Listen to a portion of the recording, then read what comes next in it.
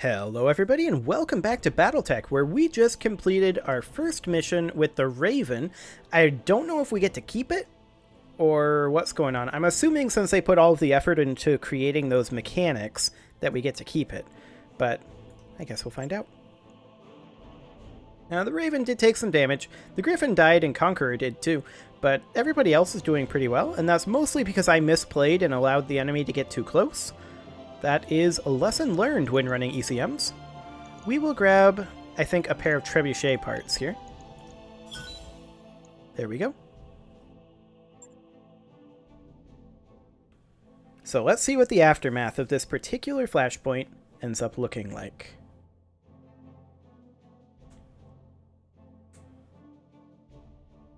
As soon as it loads. There we go. That R&D lab went up like a Christmas tree, Commander. Beautiful work. That Raven is a hell of a machine, I gotta say. I can understand why Dame Catherine wanted it for herself. Yeah, her and everyone else.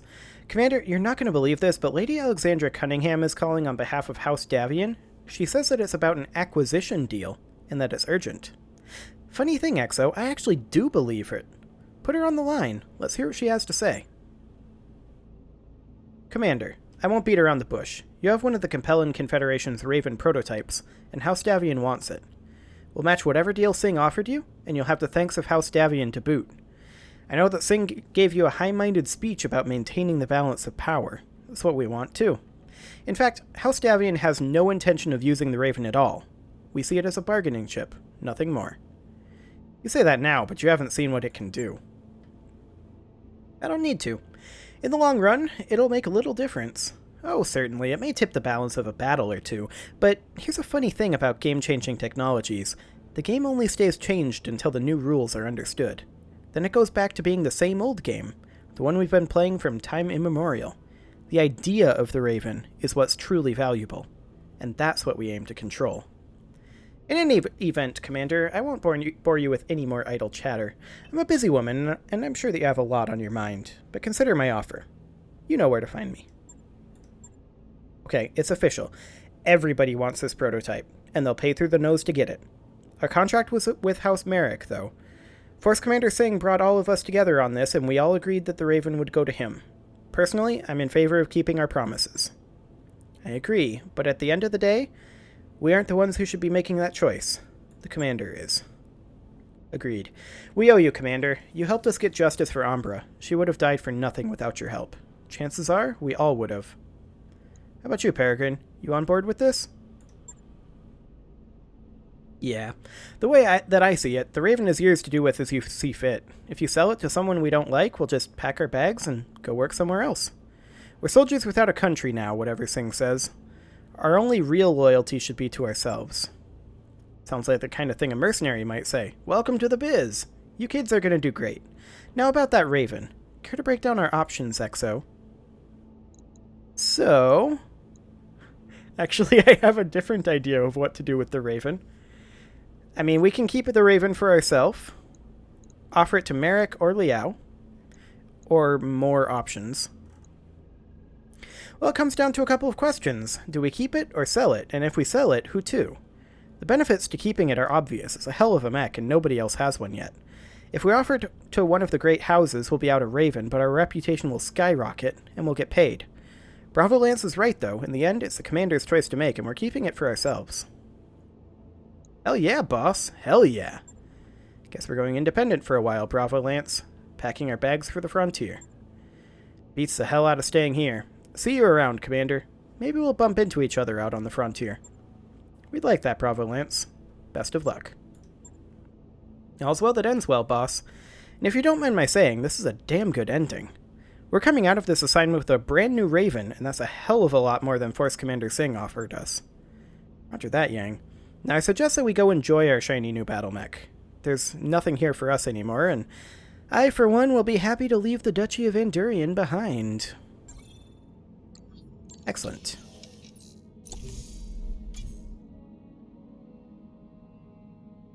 That's a Raven 1X. Fantastic. Also, an LRM-20, LRM-15, and a full Locust 1M. Okay, whatever. That mech you asked for. Excellent. So, we need to put this spider away. No, I don't actually want to scrap it. Send it to storage. Send the Phoenix Hawk to storage. And then we can send the Locust to storage. And then we can send the Urban Mech to storage. And I want to see what we can do with this Raven. So let's take a quick look at this. No, not the Panther. Why did it select the Panther? Away with you, Panther. Let's get out of here. Raven. There we go. So, this is what we've got right now. And that's not a whole heck of a lot. We actually kind of don't want it to be firing, right? Because that removes its cloaking, which makes it instantly a target. Unless we can keep it out of LOS. In which case the ECM is still relatively effective. But if it's out of LOS, then it can't fire anyway. So hypothetically, we remove everything. We can't remove the X1EW equipment. Okay, good to know. So that gives us 8 tons to work with. We can max that armor, which we absolutely want to do. And then we can remove a bit of armor from each leg, like so. And there's actually quite a large number of support weapon hardpoints. If enemies get up close, then we can use those, and if they're in close, then we don't have to stay cloaked, because we're already revealed.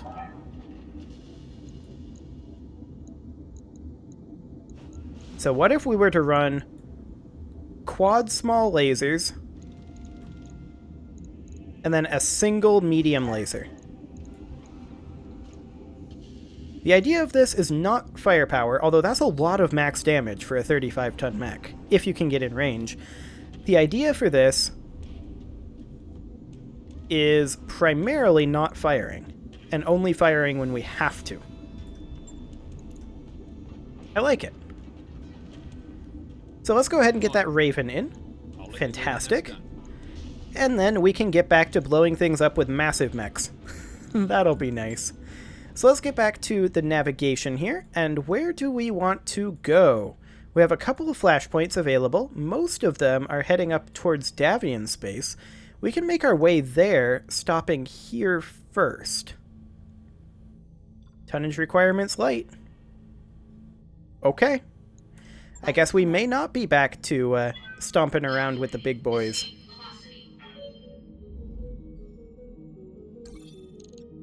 Oh, House Merrick is happy with us. I'm actually surprised. In navigation, Sumire highlights a blinking red alert in the Argo's path. We've got some space junk in our way, Commander.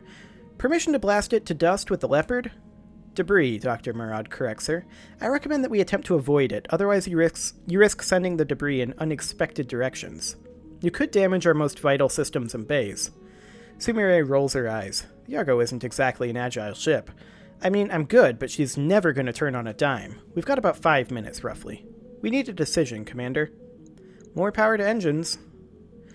Coordinating with Sumire, Dr. Murad manages to squeeze some extra thrust from the power conduits. The Argo lurches forward with a burst of speed, and the entire ship vibrates as if it might explode. Though the extra power lasts only for a few minutes, the dropship evades the debris. After the Argo reaches a safe distance, Dr. Murad reports into navigation over the comms. I'm still kind of shocked that actually worked. Stray particles caused some superficial damage, but nothing too concerning. You made the right call, Commander. Cheers echo down the halls of the Argo as the rest of the outfit return to their posts. Morale increased by 2. So we're now back to maxed morale. Fantastic. I've got the financial report. Okay.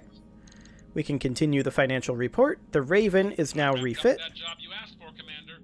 Road Rash will be back soon enough.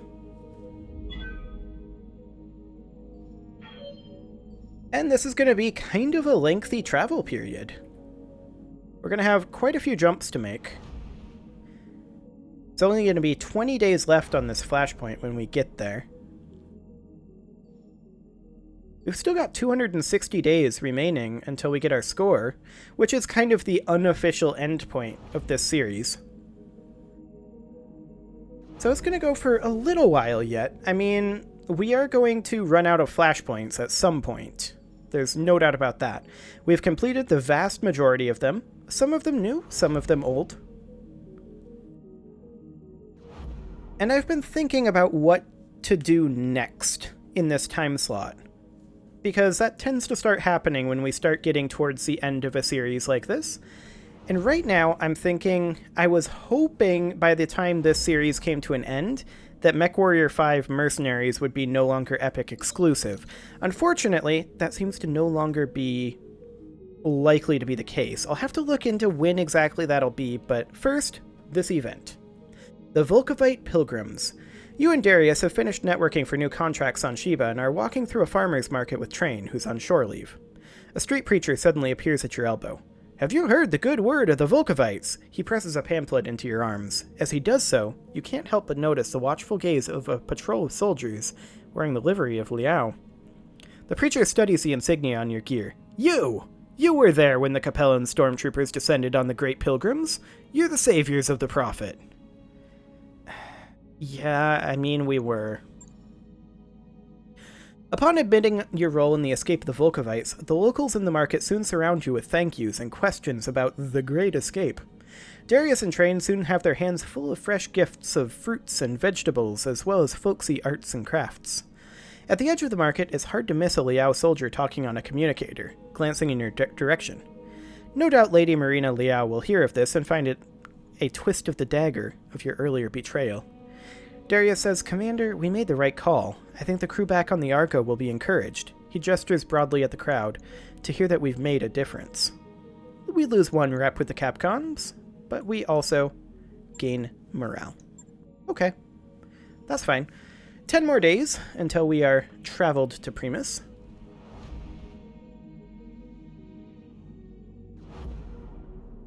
But yeah, as I was saying, I've been thinking about what exactly to do next. And because we are unlikely to have MechWarrior 5 Mercenaries no longer Epic exclusive in time for this series, I think we'll be maybe taking a short break from the BattleTech universe. This time slot has been exclusively BattleTech universe for ever since BattleTech originally came out, so like almost 2 years now. So we're going to take a small break from that, I think, and we're going to do maybe a quick game of Kerbal Space Program in this slot, and then after that, if we still need to fill time for MechWarrior 5 Mercenaries, at that point, I'm thinking about doing a Rogue Tech playthrough of BattleTech. For now, though, we'll go ahead and do Succession.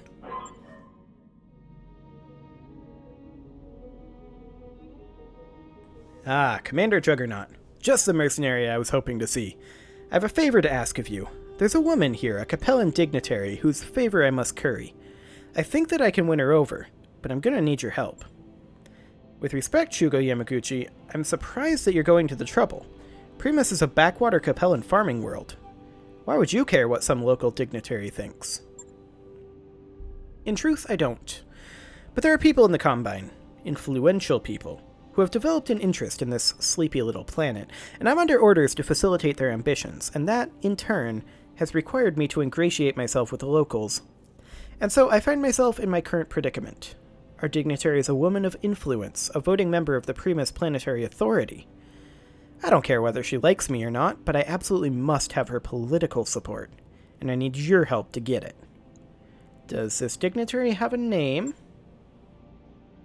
Lady Helen Kulan. She's experiencing mercenary troubles of a sort, and she needs mercenary assistance to resolve them.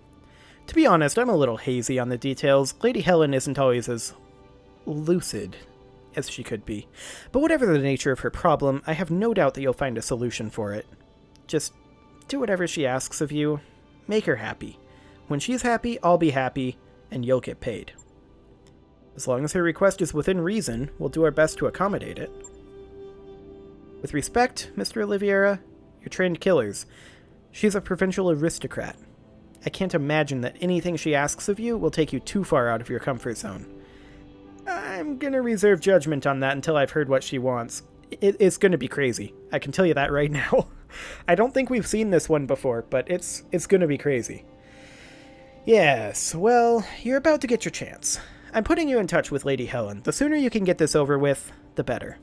Out of respect for your mutual privacy, I will vacate the conversation, but I'll be in touch after her needs have been satisfied.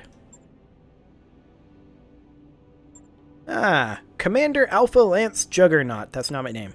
What a pleasure it is to finally meet you. Renaud has been singing your praises for ages now, and it's good to put a face to the name. As I'm sure Renaud has told you, I'm Lady Helen Coulon, Overseer of Shantia Province and third peer of the Primus Planetary Authority. Quite a mouthful, I know, but propriety demands that I use the full title. Fate has placed a terrible burden on my shoulders. It's almost more than I can bear. Tell me about this burden, and I'll see what I can do to lift it. There's a mercenary, a trained killer who calls herself Yuetu. Yetu? Yuitu? Yutu? I'm just gonna go with, I think it's Yutu.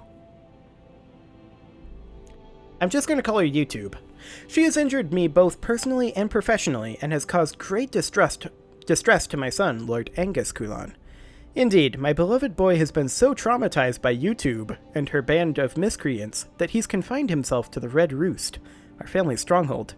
I can hardly get him to set foot outside of the building anymore. I mean, I'm pretty traumatized by YouTube, too. Let's be honest here. I think we all are. For my son's sake and for the sake of my house, I need you to hunt down YouTube and eliminate her. I cannot rest until that horrible woman lies dead. What kind of backup will she have? You mentioned a band of miscreants earlier. YouTube has friends, if you can call them that. Allies of convenience may be a better description. They call themselves the Red Hair Irregulars. They're a nest of vipers, a rabble of frontier pirates who play at being mercenaries, but I don't fear them, not with you at my side. I know that you'll protect me. We'll do what we can, Lady Helen. I can ask no more than that. Godspeed, Commander. Protect the future of House Coulon. Destroy YouTube and her irregulars. And I give you my word that our friend Renaud will have my support. My best to you and your company. Your heroes, one and all. I mean, YouTube does have some irregularities. There's no doubt about that. Well, she seems nice. A little saccharine for my taste, but nice. I don't know what Yamaguchi was talking about earlier. She seemed plenty lucid to me. We've got the job, so I guess it doesn't matter. May as well get to it, Alpha Lance. The sooner this merc is dead, the sooner we can collect our pay. And it's not a merc. And, I'm guessing that her son is actually in love with you two. So, that's... I haven't seen this before, that's just my guess. She has either woefully misread the situation, or she's not as lucid as she appears. Okay, so this is an assassinate mission in the lowlands with tonnage requirements. Okay. Max of 75 tons, a total max of 240 tons.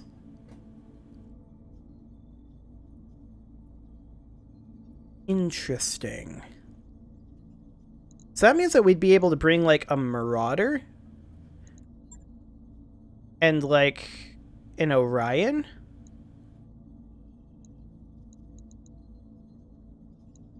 And then maybe a Raven, and then we'd have 55 tons left over. So, like, a Jenner. 20 tons left over. This is a weird lance. We'll pilot the Orion ourselves. We will have, I think, Vamp in the Marauder. We will put Mothership in the Raven. And then perhaps Train in the Jenner. This is weird.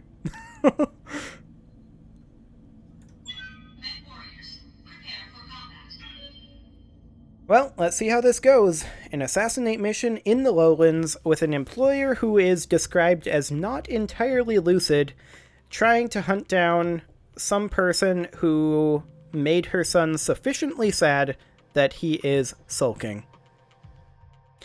I'm pretty sure I know what's going on here. I'm pretty sure that the situation has been wildly misread, and this is going to end tragically. But hey, we need to eliminate Commander U2 and escape. Commander U2 and her red hair irregulars have proven an intolerable threat to my interests and to the future of House Kulan. I need you to hunt her down and destroy her battle mech in Orion, I believe it's called. Smash it to pieces and bring me proof of U2's death, and I will lend Shugo Yamaguchi my support. When Lady Helen gives Yamaguchi what he wants, we get paid. Let's get to it, Commander. It's not our problem that the situation's been wildly misread. Command interface initiated. We're getting an incoming transmission, Commander. Looks like our target has something to say. Attention, incoming mercenaries. I'm Commander U2 of the Red Hair Irregulars, and you're encroaching on my company's territory. Turn back or be destroyed. Well, she sounds confident. For good reason. I've got more than 100 enemy kills under my belt. If you don't want to join them, I suggest that you turn tail and run. Person could settle down in a place like Well, this. here's the thing, though. We've got a Raven. Good luck. Affirmative. I'm just going to drop the Raven right here for now. And we are just going to approach up over this way. If I were planning an ambush, this is where I'd put it. So reinforcements over here. Commander U2 herself is all the way over there. There's mercenaries here. Okay, we'll put the Orion here. We'll put the Marauder here. We will go ahead and put the Jenner, I'm thinking, over here. Heading out. And the Raven, splitting the difference. Just giving us a nice cover. Okay. Let's go ahead and reserve. It's a 55-tonner, a 20-tonner approaching. We're going to reserve again. Oh, I'm holding tight. We're going to reserve again.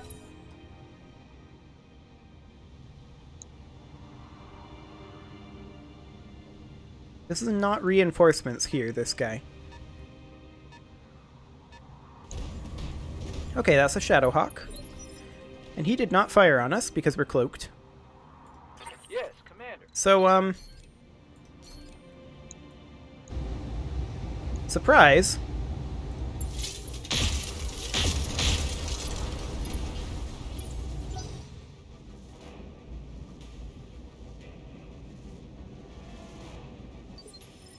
So,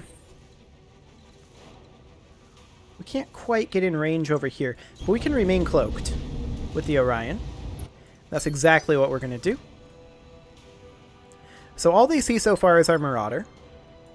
Yeah, And also, surprise, here's a Jenner. moving.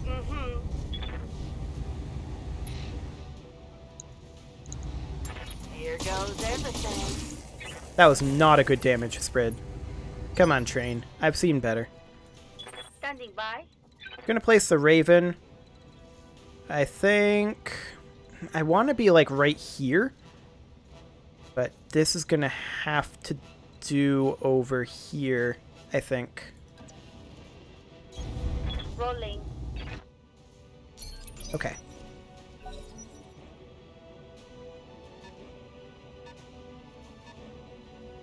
So the only one they can see right now is the Jenner, who was moving pretty quickly. And we get to move the Jenner now. It's okay. Damage is light. Right here. And we are just going to fall right back into the ECM field Confirmed. and sink heat. Locust is closing in. That's fine.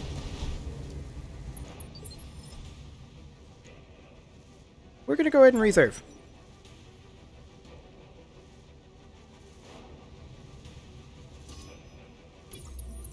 They just sensor locked the Marauder. That's fine. We're going to reserve again.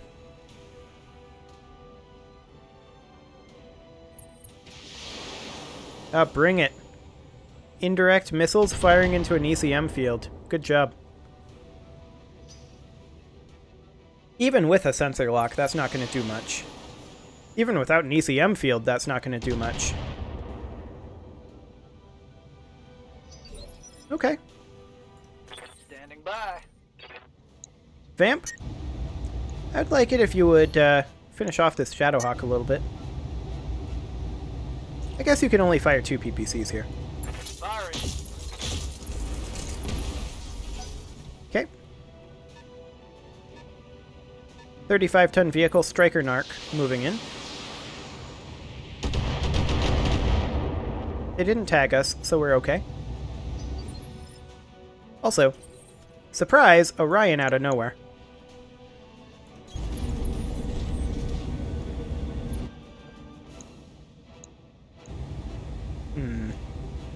Hit odds are much better on that Gallant Urban Assault Vehicle.